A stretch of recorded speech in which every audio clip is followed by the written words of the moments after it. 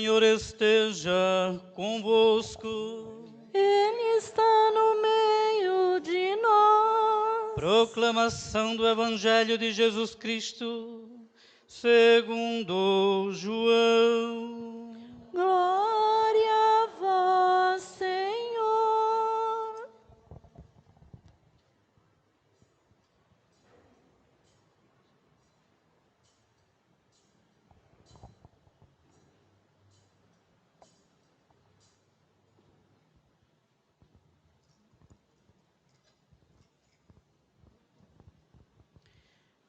No princípio era a palavra, e a palavra estava com Deus, e a palavra era Deus. No princípio estava ela com Deus. Tudo foi feito por ela, e sem ela nada se fez de tudo que foi feito. Nela estava a vida, e a vida era a luz dos homens. E a luz brilha nas trevas, e as trevas não conseguiram dominá-la. Surgiu um homem enviado por Deus. Seu nome era João. Ele veio como testemunha para dar testemunho da luz, para que todos chegassem à fé por meio dele.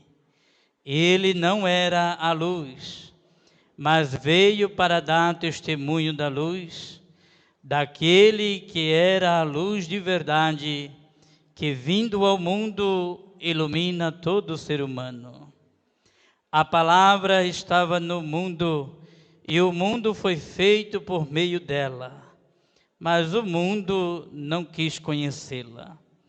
Veio para o que era seu, e os seus não a acolheram. Mas a todos que a receberam, deu-lhes capacidade de se tornarem filhos de Deus, isto é, aos que acreditam em seu nome, pois estes não nasceram do sangue, nem da vontade da carne, nem da vontade do varão, mas de Deus mesmo. E a palavra se fez carne e habitou entre nós. E nós contemplamos a sua glória, glória que recebe do Pai como Filho unigênito, cheio de graça e de verdade. Dele João dá testemunho clamando: este é aquele de quem eu disse, o que vem depois de mim passou à minha frente, porque ele existia antes de mim. De sua plenitude, todos nós recebemos graça por graça. Pois por meio de Moisés foi dada a lei, mas a graça e a verdade nos chegaram através de Jesus Cristo. A Deus ninguém jamais viu, mas o unigênito de Deus, que está na intimidade do Pai, Ele nos deu a conhecer. Palavra da salvação. Glória a vós, Senhor.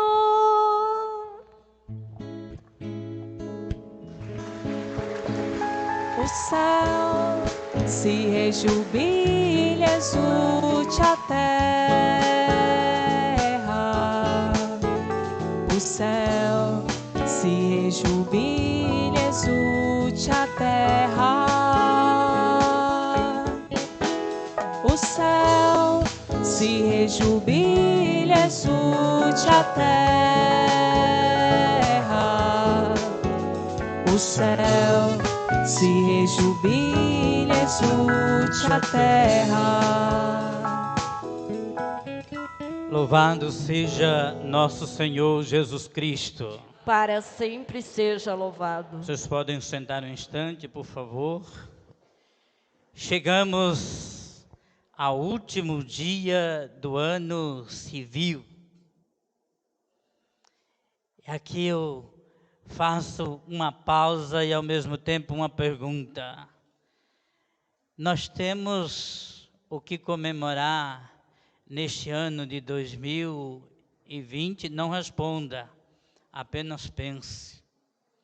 A gente poderia elencar uma série de coisas pelas quais nós devemos nos alegrar, e eu diria até comemorar.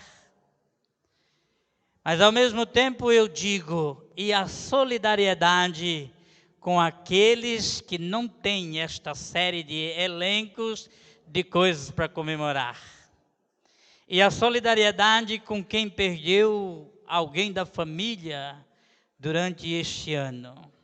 Claro, pode ter absoluta certeza, estes que partiram para a eternidade, sem sombra de dúvida, estão melhores que nós, se viveram a fé deles aqui enquanto caminharam neste mundo, se acreditaram na ressurreição de Cristo, se praticaram a caridade, se viveram intensamente o amor, sem sombra de dúvida que estão melhores que nós, e agora com uma preocupação a menos, que nós vamos viver já nos primeiros dias de 21.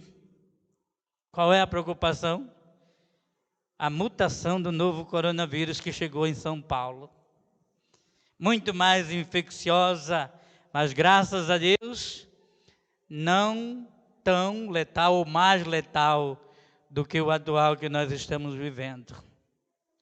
Esses que nos precedem na eternidade estão livres de todas essas preocupações. E muitas vezes a gente acha que quem morre é castigado por Deus. A primeira leitura que nós proclamamos na liturgia desse dia 31 é da primeira carta de São João. A liturgia hoje é de São João. A primeira leitura da primeira carta, o evangelho do primeiro capítulo de São João, do seu evangelho, né? Filhinhos, começa São João dizendo assim: esta é a última hora. Por quê? Última hora. Porque os anticristos chegaram. Anticristo são todos aqueles que se colocam frontalmente contra o projeto assumido por Jesus. Então, anticristo pode ser uma pessoa. O anticristo pode ser uma autoridade civil, militar, religiosa. Anticristo pode ser uma estrutura. Anticristo pode ser uma sociedade. Anticristo pode ser um povo. E todo povo que não luta a favor da vida, sem sombra de dúvida, se coloca contra Cristo e se torna anticristo. Você viu o que aconteceu essa semana na Argentina? É um país anticristo, porque está lutando contra a vida.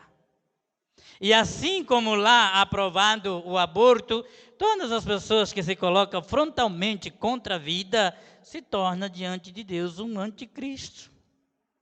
Eu quero que você morra, anticristo, porque Cristo quer que você viva.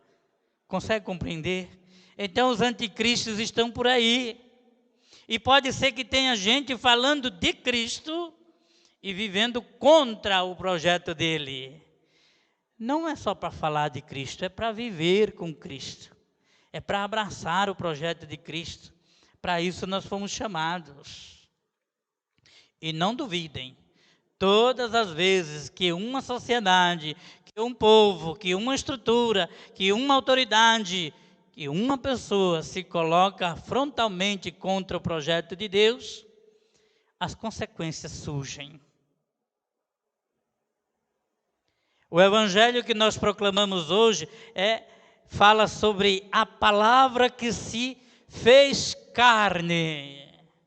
Gente, por que São João coloca tudo isso que nós lemos no evangelho de hoje como logo no início do seu evangelho? São João diz neste evangelho que nós proclamamos hoje tudo que ele vai repetir nos 22 capítulos do seu evangelho. Tudo que São João diz depois do prólogo está dito aqui no prólogo que nós proclamamos. Você pensa que é pouca coisa? A palavra se fez carne. Aí você vai lá no capítulo 6 do Evangelho de São João, quando Jesus faz o discurso do pão da vida, ele diz: a minha carne é verdadeira comida, e o meu sangue, verdadeira bebida. Consegue compreender o que o padre está dizendo? Tudo que João disse no seu evangelho, já disse antes no prólogo desse evangelho. A palavra se encarnou, a palavra assumiu a nossa fragilidade, o verbo se fez homem, para que este homem pudesse ser divinizado. Nós vamos passar agora no Evangelho de São João, olhando todas as passagens bíblicas que Jesus disse ser alguma coisa. Por exemplo, ele na beira do poço, junto com a samaritana, ele diz a ela: eu tenho água viva para matar a tua sede. Quem desta água beber, nunca mais terá sede. Está aqui no Evangelho de hoje também, isso que São João diz no capítulo 4. Nós precisamos beber desta verdadeira água, e não é água que mata a sede física, é água que mata a nossa sede de justiça. Eu sou o pão da vida, se alguém come deste pão, viverá para sempre. E aqui a importância da Eucaristia na vida da gente. Toda vez, eu já disse isso, repeti várias vezes aqui, e vou dizer mais uma vez agora para vocês que aqui estão e para você que está em casa. Toda vez que a gente sai de casa para vir à missa, nós não podemos nos esquecer de que estamos voltando ao paraíso para comer do fruto da árvore da vida e viver para sempre. Essa semana, domingo passado, eu repeti aqui exaustivamente que o menino Jesus que Simeão tomou nas mãos é o mesmo Cristo que nós vamos tomar daqui a pouquinho nas nossas mãos e comungar. Para quê? Para a gente continuar a mesma coisa de sempre? Não, para que a gente se torne nesta sociedade anticristo, figura verdadeira do Cristo que caminha conosco. A sociedade pode ter o projeto dela diferente do projeto de Deus, mas se você que comunga o corpo de Cristo, o pão vivo descido do céu, se tornar Cristo nessa sociedade, nós vamos cristianizando, nem sei se essa palavra existe, mas vamos tornando a sociedade cada vez mais imagem de Jesus Cristo, porque nós nos tornamos outros Cristos na sociedade. Depois, nós ouvimos muito aqui no Evangelho de hoje falar sobre a luz. A luz brilha na escuridão. Na noite de Natal, eu falei sobre essa luz. No capítulo 9 do Evangelho de São João, Jesus diz: eu sou a luz do mundo. Quem me segue não andará nas trevas, mas terá a luz da vida. Eu sou o pão vivo que desceu do céu. Se alguém come deste pão, viverá eternamente. Você percebe como Jesus está diretamente ligado à nossa vida? Ele fala de vida o tempo todo.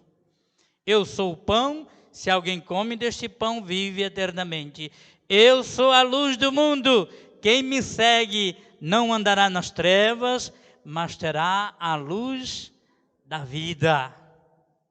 Por isso que eu disse no começo dessa fala, quem se coloca contra a vida, se coloca contra Cristo. Portanto, é anticristo também. No capítulo 10... a palavra que se encarnou, ela se torna a figura do bom pastor. e o bom pastor dá a vida pelas suas ovelhas. E o bom pastor na igreja não é somente o padre, o bispo, o diácono, o agente de pastoral. Você que é pai e mãe de família também é chamado a ser bom pastor na sua casa. Cuidar dos seus filhos, cuidar da sua mulher, cuidar do seu marido, cuidar das pessoas que Deus te confiou. Isso é ser bom pastor. Agora a mim cabe ser bom pastor aqui na igreja, cuidando, se não tiver competência para cuidar, ao menos não fazendo sofrer nenhum de vocês. Ou pelo menos não permitindo que ninguém faça vocês sofrerem. O bom pastor dá a vida pelas ovelhas. Isso é Jesus Cristo. Nós gastamos a nossa vida, gastamos o nosso tempo, a nossa saúde, o nosso dia, né? Nós gastamos a nossa vida em favor do reino de Deus. Você quantas noites perdeu de sono para cuidar do seu filho, da sua filha? Quantas vezes jogou no colo e correu para o hospital? Do mesmo jeitinho que Jesus pega a ovelha perdida e joga nos ombros para cuidar dela, você fez com o seu filho, com a sua filha? Cuidou, protegeu, defendeu, esteve junto, orientou? Essa é a figura do bom pastor na sua casa. Não é o pastor que arranca a pele e o pelo e a lã das ovelhas para se beneficiar, mas gasta a sua vida para cuidar da ovelha que está ferida. Eu sou a porta das ovelhas de Jesus. Por mim, a ovelha tem que passar, sair do aprisco, sair da prisão e encontrar pastagem nova. É bonito demais. E tudo isso, eu repito, está presente no evangelho que nós acabamos de proclamar. A palavra que se encarnou se tornou pastor.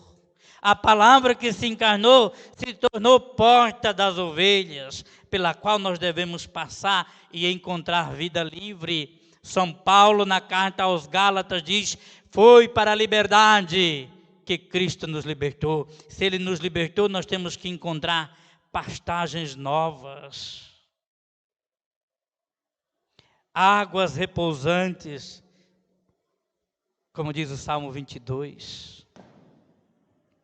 A palavra que se encarnou também é caminho, verdade e, eu repito, vida. Lá no capítulo 14 nós encontramos isso. A palavra que se encarnou saiu da mesa onde estava com os seus discípulos para a última ceia e lavou os pés de todos eles num gesto de humildade. A palavra que se encarnou é caminho pela qual nós devemos caminhar.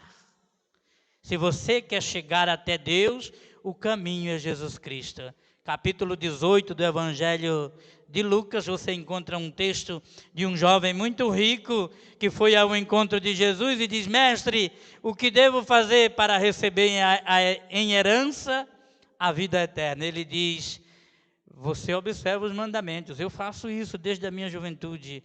Ele diz: uma coisa te falta, vai, vende tudo o que você tem, dá o dinheiro aos pobres, depois você tem um tesouro no céu.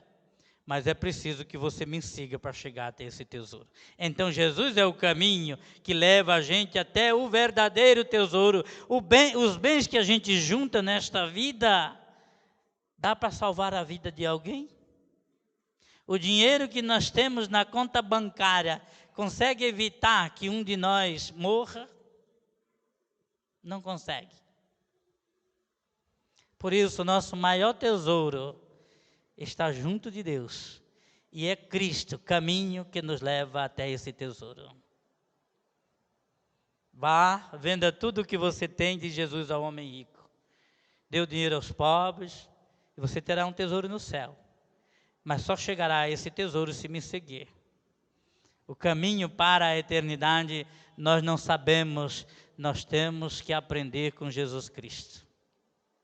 E por fim, no capítulo 15 do Evangelho de São João, Jesus diz assim: eu sou a videira verdadeira, vocês são os ramos, meu Pai é o agricultor. Todo ramo que em mim não der fruto, o agricultor vem e corta. E uma vez cortado, seca. Uma vez seco, o vento joga. E nesse jogar do vento, o ramo seco pode parar no fogo e ser queimado. É uma figura horrível essa. Então nós só somos alguma coisa enxertados em Jesus Cristo. Se você se desvencilha dele, você pode secar, deixar de produzir. O Pai corta, joga você fora e o vento joga a gente para lugar que a gente não gostaria de ir. E para terminar, a bela oração de Jesus no capítulo 17, onde o próprio Jesus pede ao Pai que cuide de nós. Protege eles, Senhor. Eles estão no mundo, mas não são deste mundo. Olha que coisa bonita. Este mundo é uma passagem. Este mundo é um momento. E todos nós vamos passar. Cuida deles. Porque eu quero. Olha a palavra de Jesus. Olha o verbo encarnado, o que diz ao Pai na sua oração. Eu quero que onde eu estiver, eles estejam comigo. Jesus não quer ficar sozinho no céu, na eternidade, junto com o Pai. Ele quer que nós estejamos com Ele. É bom demais saber disso. Por mais pandemias que a gente enfrente, ter a certeza de que Jesus nos quer junto dEle, faz a gente perder o medo, faz a gente enfrentar os obstáculos, faz a gente querer permanecer unido a Ele. Eu imagino que, vou repetir, o substrato de todo o Evangelho de São João está colocado no texto de hoje. Basta a gente ler, não só com os olhos físicos, mas com os olhos da fé. Em nome do Pai, do Filho e do Espírito Santo. Amém.